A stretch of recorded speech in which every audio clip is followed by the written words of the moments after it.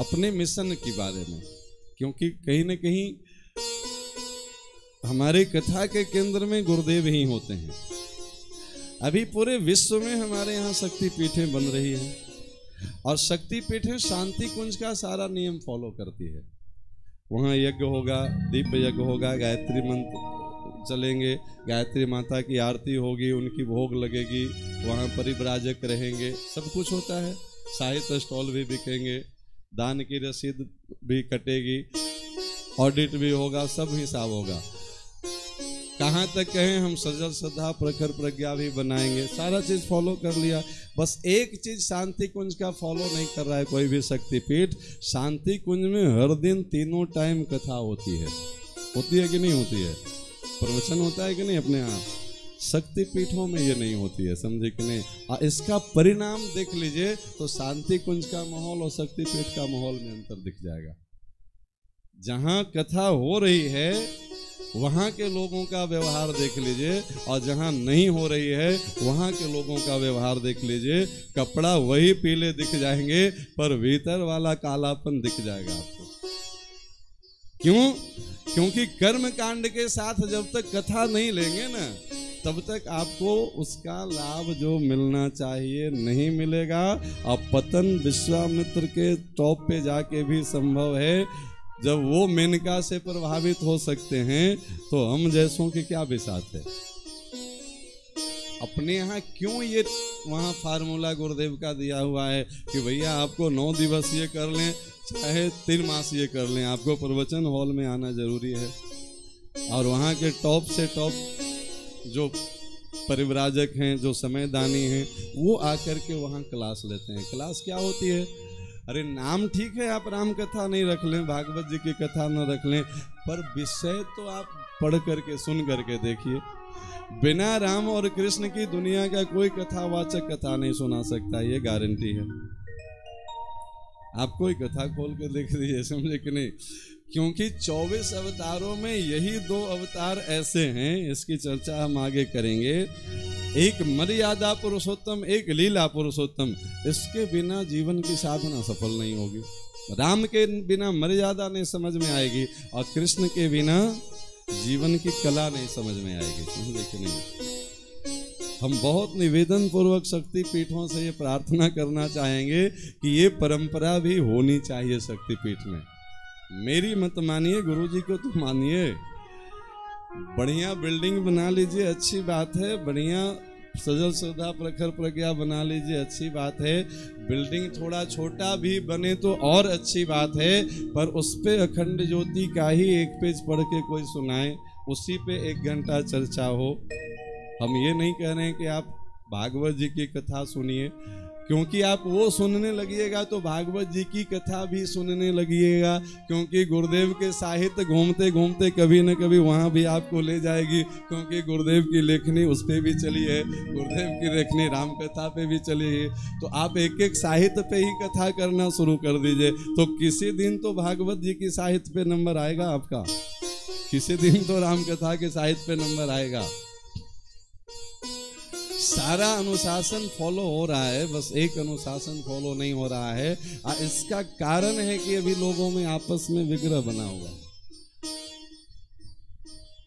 100% मतलब 100% अभी बता चुके हैं। भगवान उसे कहते हैं जिसमें 100% ये अच्छा गुण है। तो हमारे गुरुदेव भी भगवान ही हैं।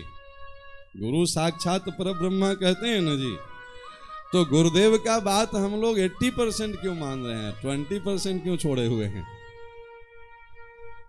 नहीं, बाकी सारा चीज अनुशासन हम लोग फॉलो कर रहे हैं, तो वो अनुशासन क्यों नहीं फॉलो हो रहा है? आज तक हमें किसी शक्तिपीठ में नहीं दिखाई दिया।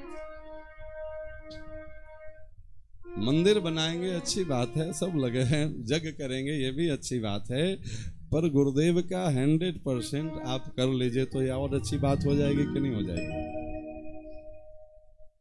है ना?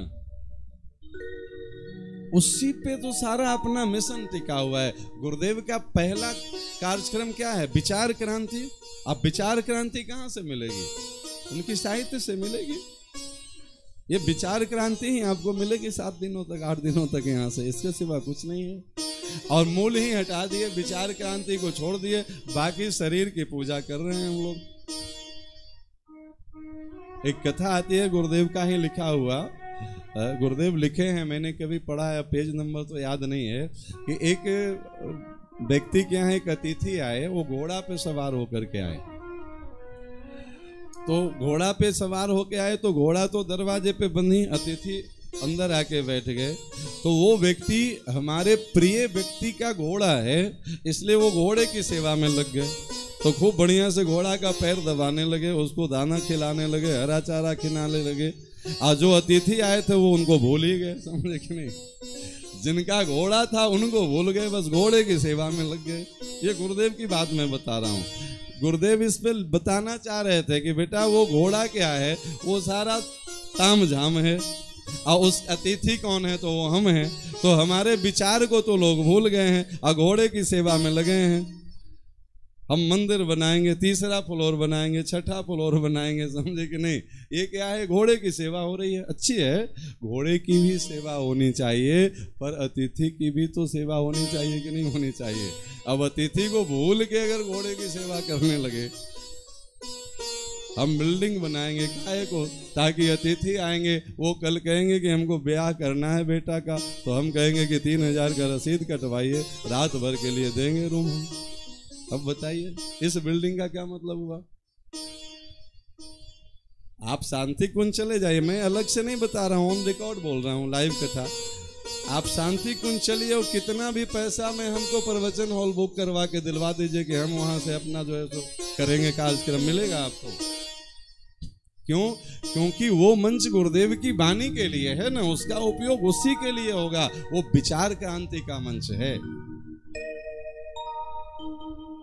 बहुत पीड़ा पूर्वक बोलना पड़ता है, पर बहुत पीड़ा होती है जब शक्ति पीठों में जाते हैं और वहां की स्थिति देखते हैं, तो हम लोग को लगता है कि हम लोग बस वही घोड़े के पैर दबाने में लगे हुए हैं। गुरुदेव को तो बैठा दिए हैं किनारे और बैठा करके भूल ही गए हैं कि ये घोड़ा पर जो आए हैं, मूल तो हमारा संबंध उनसे है। अच्छा, संबंध घोड़ा से है कि उनसे है? उनके नाते घोड़ा से संबंध बना ना, तो घोड़ा तो याद रह गई, और जिनके नाते हमको संबंध बना वो हम बोलते चले गए। ये भागवत जी का ज्ञान पक्ष है। तीसरे अक्षर की व्याख्या सुना रहे हैं, मनमानी नहीं है। हम जो करें उसका ज्ञान रखें, यही तो भागवत जी का तीसरा अक्षर कह रहे हैं ना। अब थोड़ा और इससे आगे बढ़िए। आप लोग भी किए होंगे, गुरुदेव सुबह सुबह ध्यान करवाते हैं, और उस ध्यान में गुरुदेव क्या बोलते हैं? उगता हुआ सूरज का ध्यान करें। बहुत ध्यान से सुने, बहुत बेहतरीन पॉइंट है आज का। और उस ध्यान में गुरुदेव क्या कहते हैं? अंतिम वाला ध्यान है, पूरा नहीं करवाएंगे। अंतिम में गुरुदेव कहते हैं चलो गति सूरज की ओर, नहीं, साधक सविता एक, भक्त भगवान एक। इसका मतलब क्या है? हम लोग कहाँ जाएंगे? सूरज की ओर चलेंगे हम लोग। सूरज की ओर मतलब ज्ञान की ओर, सूरज प्रकाश का प्रतीक है ना, तो भगवान की ओर चलो। गुरुदेव कह रहे हैं ध्यान। हम लोग क्या कर रहे हैं? हम लोग आंख बंद करके बैठे हैं, बोलते रहिए गुरुजी, हम लोग इंतजार ही करते हैं कि कखनी ध्यान का कैसेट बंद हो, समझे कि नहीं? चलेंगे नहीं प्रकाश की ओर, ज्ञान की ओर। हमारा ड्यूटी ये है कि हमको 15 मिनट आंख बंद करके कैसेट बजा देना है। गुरुजी 15 मिनट आप बोलिए जो बोलना है, हम करेंगे वही जो हमको करना है। ज्ञान पूर्वक ध्यान हो रहा है ये। गुरुदेव कह रहे हैं साधक सविता एक, भक्त भगवान एक। हम बताते हैं भक्त भगवान एक कैसे होते हैं। भगवान, अभी भीष्म की कथा सुनाई ना आपको, जिनकी कथा से प्रारंभ होती है उनका चरित्र सुन लीजिए। भक्त भगवान एक कैसे होते हैं? अश्वत्थामा ने ब्रह्मास्त्र का प्रयोग किया, किस पे? गर्भ में परीक्षित है। और एक नहीं, इतिहास की ये पहली घटना है जब अश्वत्थामा ने एक साथ 6 ब्रह्मास्त्र छोड़ा है। आप लोग सिर्फ ब्रह्मास्त्र ही सुने होंगे, पर 6 ब्रह्मास्त्र एक साथ छोड़ा है। क्यों? 5 पांडव के लिए और एक वो उत्तरा के गर्भ के लिए। वो एकदम असंकल्पित था कि निर्वीज कर देंगे पांडव को।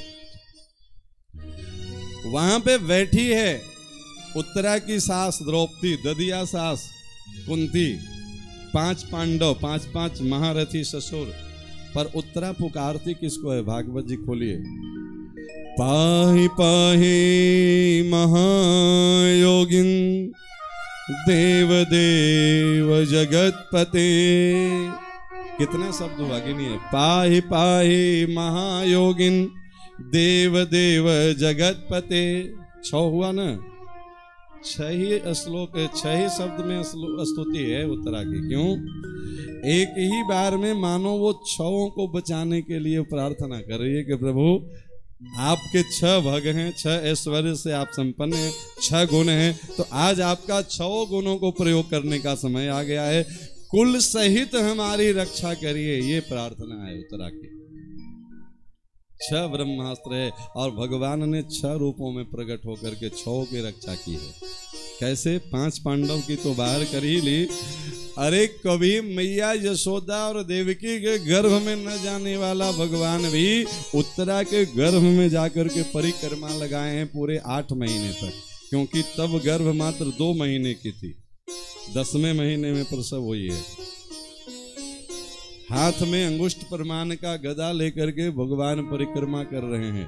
भगवान की परिक्रमा करते बहुत भक्त को देखे होंगे, ये पहला ऐसा भक्त है जिसकी भगवान परिक्रमा लगाए हैं 8 महीने तक। इसीलिए तो इसका नाम परीक्षित रखा गया।